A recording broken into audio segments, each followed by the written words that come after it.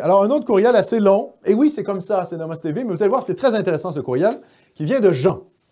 Jean est un Français qui s'intéresse à la situation du Québec, mais n'est jamais venu au Québec. Et vous allez voir, il est plus lucide sur la situation québécoise que bien des séparatistes québécois. Alors, je vais lire la lettre de Jean. Bonjour. Je suis un Français qui s'intéresse depuis une dizaine d'années au Québec, à son histoire, sa langue, sa culture. Mon intérêt porte évidemment aussi sur le nationalisme québécois, canadien, français et le mouvement souverainiste. En tant que souverainiste et patriote français, je ne peux que soutenir les patriotes québécois dans leur lutte légitime pour obtenir leur État national. Pour paraphraser le chanoine Groulx et Daniel Johnson, père, cher à M. Cormier-Denis, vous l'aurez, votre État français, votre État national canadien-français. Bien que ne m'étant jamais encore rendu au Québec, le type n'est jamais venu au Québec. Écoutez ce qui va suivre. Je suis à grand intérêt à la vie politique québécoise et canadienne. J'ai découvert par hasard Namaste TV et je m'y suis rapidement abonné et jusqu'ici regardé presque toutes vos vidéos. Je suis assez d'accord avec votre analyse de la situation actuelle du mouvement souverainiste québécois. Il ne va nulle part.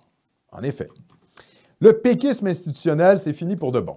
Il n'y aura sans doute plus de référendum sur la souveraineté, du moins sur le court et moyen terme, voire plus jamais.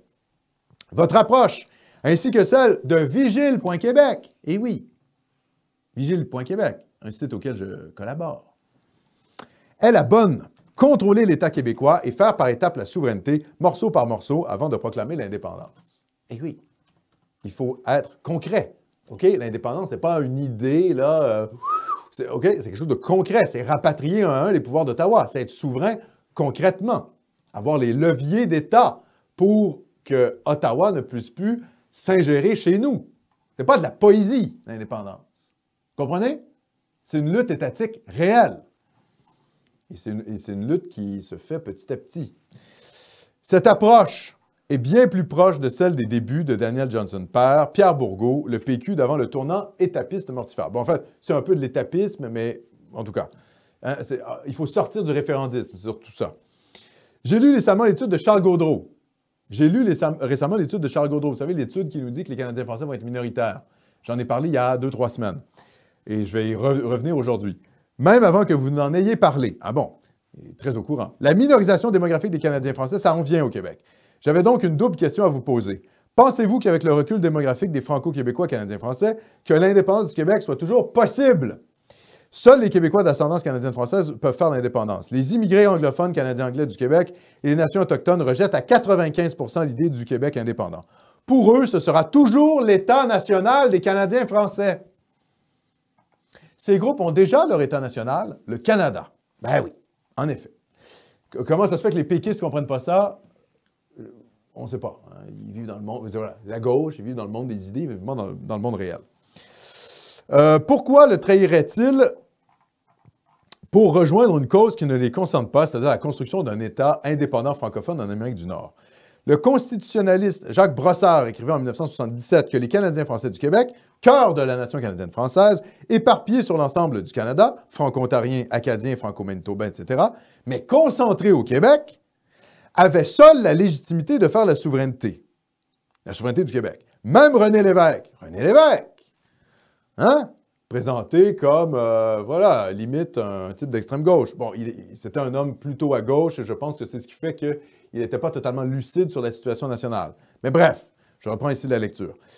Même René Lévesque disait lors de la campagne référendum de 1980, « C'est le Québec français qui prendra la décision, personne ne la prendra pour nous. Nous ne devons pas permettre qu'une décision majoritaire du Québec français soit renversée par une minorité qui, de bonne foi, mais terriblement conditionnée à une solidarité excluant tout débat démocratique, s'apprête à voter contre les besoins fondamentaux de changement d'une société nationale. » Ça, c'est typiquement René Lévesque. Il passe par 12 000 manières pour ne pas nommer le réel. Les Anglais vont voter non au référendum parce que leur État, c'est le Canada. Vous comprenez? Ils s'en foutent du Québec français.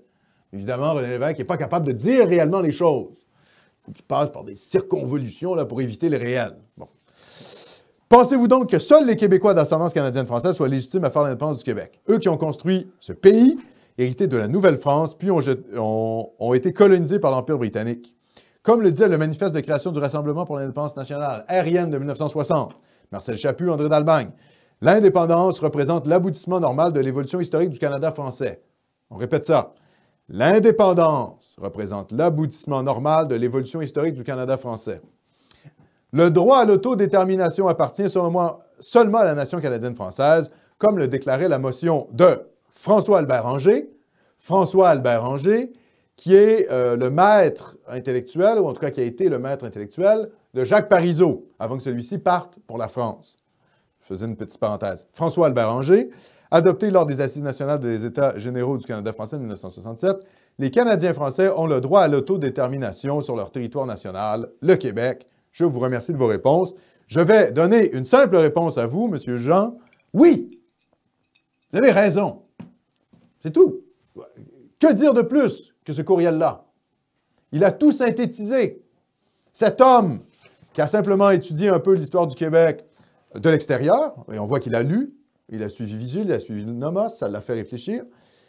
Ben, cet homme, il est plus lucide que la majorité des séparatistes québécois, qui sont pris dans le monde d'idées. Ah, il faudrait faire des petites stratégies référendaires pour convaincre les gens qu'on est en fait inclusif pour que les Pakistanais unilingues de l'ouest de Montréal votent oui. Mais, non, les gars, on veut faire l'indépendance pour le Canada français.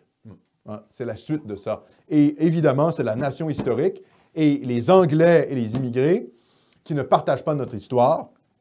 Ils s'en foutent. Ils l'ont, leur pays. Ça s'appelle le Canada. On est seuls dans ce combat-là. Et c'est pour ça que le combat démographique est si important que ça.